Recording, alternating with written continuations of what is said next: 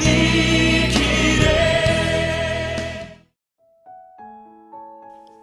무형교회에서 유형교회로 오늘의 묵상입니다.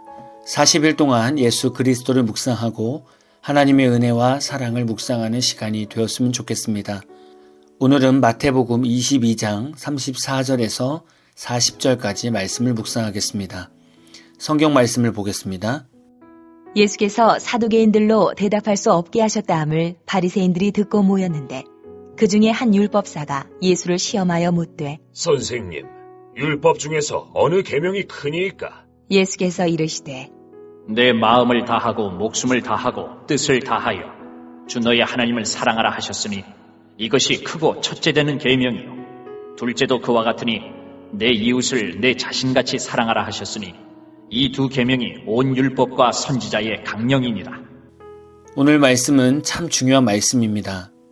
과연 성경을 단 몇 문장으로 요약하면 어떻게 말할 수 있을까라는 고민을 해결해 주는 말씀이기도 합니다. 누군가 여러분에게 기독교는 무엇이니? 라고 물어보면 여러분은 뭐라고 대답하시겠습니까? 교회를 다니는 초신자가 여러분에게 성경의 핵심이 무엇이냐고 물어보시면 뭐라고 대답하시겠습니까?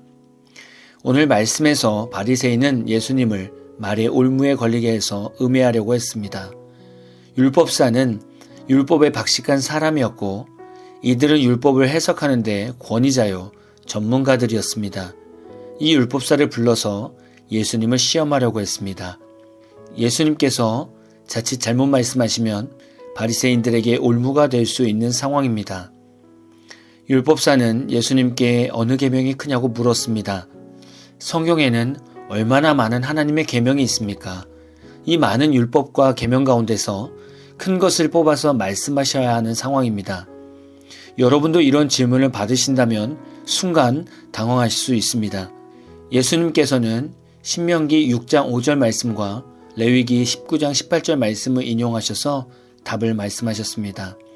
예수님께서는 내 마음을 다하고 목숨을 다하고 뜻을 다하여 주 너의 하나님을 사랑하라 하셨으니 이것이 크고 첫째 되는 계명이요 둘째도 그와 같으니 내 이웃을 내 자신같이 사랑하라 하셨으니 이 두 계명이 온 율법과 선지자의 강령이니라고 말씀하셨습니다. 율법사들은 나름대로 하나님의 말씀을 잘 안다고 하는 자들이었습니다. 그러나 진짜 하나님의 말씀을 몰랐습니다. 말씀이 육신이 되어 오신 예수님이 바로 앞에 서 계시지만 이들은 알아보지 못했습니다. 하나님 사랑의 증거로 오신 예수님이 바로 앞에 서 계시지만 이들은 하나님의 사랑을 느끼지 못했습니다. 너무나 신기하지 않습니까? 말씀을 연구하고 말씀을 읽고 분석하는데 정작 하나님의 아들 예수님을 모른다는 것이 로마서 10장 17절을 보면 그러므로 믿음은 들음에서 나며 들음은 그리스도의 말씀으로 말미암았느니라고 말씀하고 있습니다.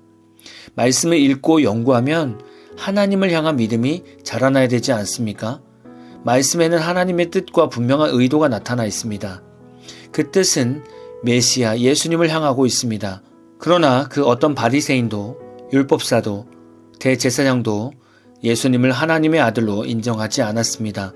그저 자신들의 밥그릇을 빼앗는 유대교 지도자처럼 바라본 것입니다.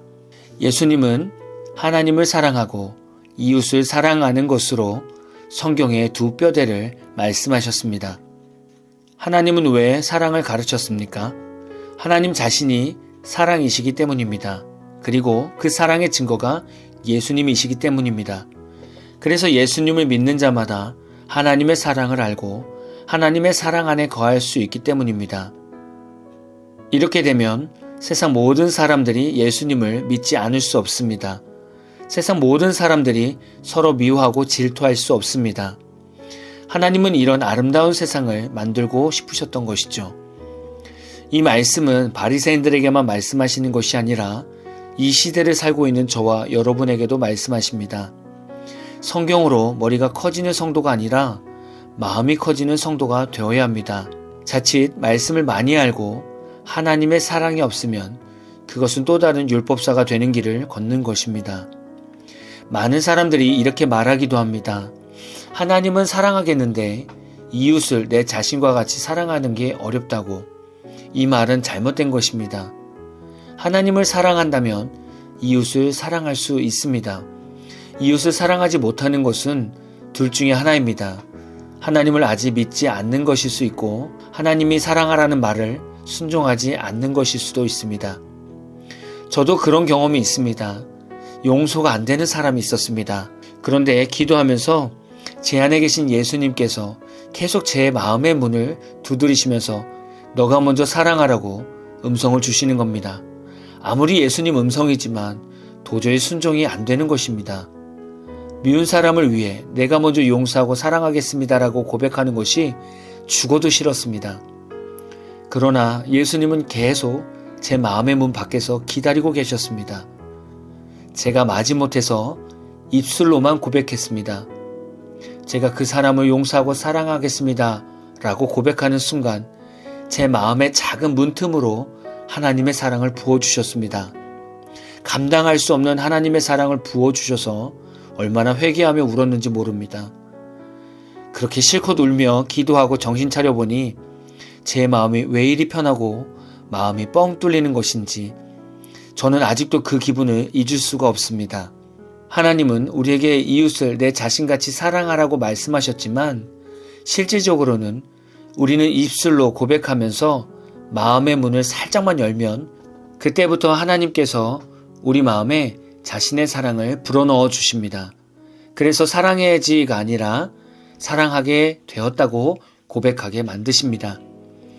이것이 하나님이고 이것이 기독교입니다. 예수님은 오늘도 우리에게 말씀하고 계십니다. 말씀은 머리로 읽고 듣고 연구하는 것이 아니라 아멘함으로 마음으로 듣고 마음의 밭에 심는 것이라고, 또한 하나님을 먼저 사랑하고 그 사랑으로 내 이웃을 사랑하라고 말씀하십니다. 사순절은 예수님을 충분히 묵상하는 시간이지만 또한 예수님의 사람으로 다시금 회복되는 시간이기도 합니다. 다시 한번 하나님을 사랑하고 내 이웃을 내 자신과 같이 사랑하기를 구하며 하루를 시작하고 마무리하는 시간이 되었으면 좋겠습니다.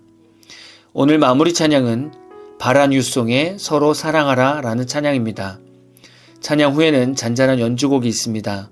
말씀을 생각하면서 기도하는 시간을 가져보십시오.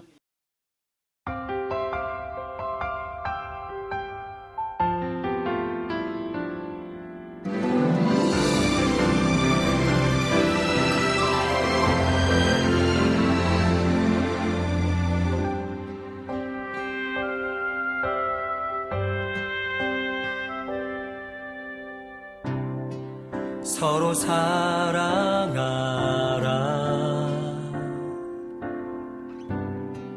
서로 사랑하라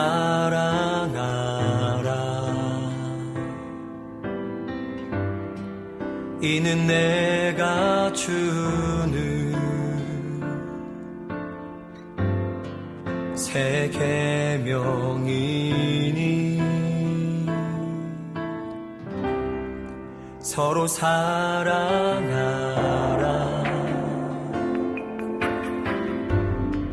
서로 사랑하라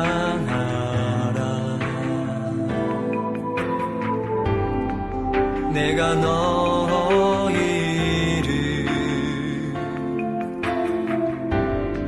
사랑하라